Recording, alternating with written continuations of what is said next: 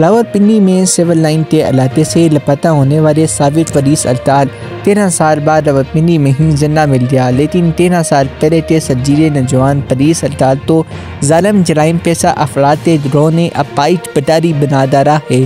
Police اہلکار جو 2011 میں ملازمت کے دوران اچانک غائب ہو گیا تھا، اسے راولپنڈی شہر میں ہی ایک جرائم پیشہ گروہ نے بھیڑ مارنے پر لدا رکھا تھا۔ اب یہ پٹاری ڈیرے حسن آباد کے علاقے میں اچانک پہنچا تو پولیس نے موقع پر پہنچ کر اسے بھیڑ منوانے والے گروہ سے لڑائی دلائی۔ اس گروہ میں 3 لڑکیاں بھی شامل ہیں۔ تینوں عورتیں اس وقت پولیس کی حراست میں ہیں۔ گرفتار کی جانے والی عورتوں میں 2 بہنیں ہیں، سمینہ اور مریم بھی شامل ہیں۔ اس حوالے سے پولیس کا کہنا ہے کہ پولیس اہلکار کے غائب ہونے اور بھیڑ مارنے تک کے سفر تک پہنچنے کے بارے میں ابھی تک کچھ معلوم نہیں ہوا۔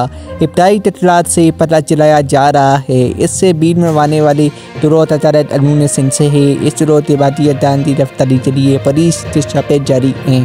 سابق پولیس اہلکار مستقیم خالد 2006 میں پولیس میں بھرتی ہوئے، 2011 میں طویل غیر حاضری پر نوکری سے برطرف ہو گئے۔